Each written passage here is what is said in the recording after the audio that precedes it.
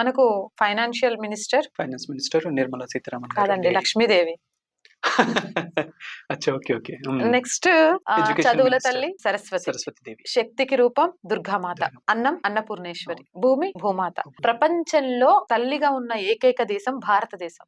బా అద్భుతం. ఇంకే దేశాన్ని అమ్మ అని పిలవం, భరతమాత అని మన దేశాన్ని ఒక్కదాన్నే పిలుస్తాం. అండ్ నిన్నగాక మొన్న ఎల్లోలో భారత్ మాతాకి జై అని ఒక ఫారినర్ చెప్పారు, అక్కడ కూడా భారత్ మాత అన్నాడు. అవును. అంటే ప్రపంచంలో ఎవరైనా అమ్మగా పిలిచేది ఈ దేశంని. కాబట్టి ఈ దేశంలో మహిళలు రాజకీయాల్లో రాణించకుండా ఉండేంత శక్తివంతులు కారు అని నేను అనుకోను. అవకాశం రావాలి, కానీ 9వ సారో 10వ సారో నిర్మలా సీతారామన్ అమ్మ బడ్జెట్ ని ప్రవేశపెట్టడం. కరెక్ట్. ఆవిడ అంతకు ముందు రక్షణ శాఖ కూడా పనిచేశారు. ఇలా చాలా మంది, రాణి రుద్రమాదేవి, ఝాన్సీ లక్ష్మీబాయి, రాజ్యాలను ఏలిన వాళ్ళు, అహల్యాబాయి హోల్కర్ గారు, ఒకరు కాదు ఇద్దరు గారు, చెప్పుకుంటూ పోతే. కాకుంటే ఇప్పుడు మహిళలు చూడడంలో గాని లేకపోతే వాటి మీద ఆసక్తి చూపడంలో గాని ఎందుకు తక్కువగా ఉన్నారు అని అంటే రాను రాను అలా తయారైపోయింది. రాజకీయాలు అంటే ఇప్పుడు ప్రజాసేవ ఎక్కడుందండి? కోట్ల రూపాయలు. మొన్న చూసారా, ఒక సర్పంచ్ ఎలక్షన్ కి ఒకటి ₹1,00,00,000 ఖర్చు అయిందట. అవును. మరి మహిళల దగ్గర అన్ని పైసలు ఉంటాయా? నువ్వు సేవ చేయడానికి అంటే మీరు సేవా కార్యక్రమాలు చూడండి, మహిళలు ముందంజలో ఉంటారు. మీరు సేవికా సమితి మీకు తెలిసే ఉండుంటది, అవును. ఎన్ని కార్యక్రమాలు చేస్తూ ఉంటుంది. అండ్ మీరు ఏదైనా క్యాంప్స్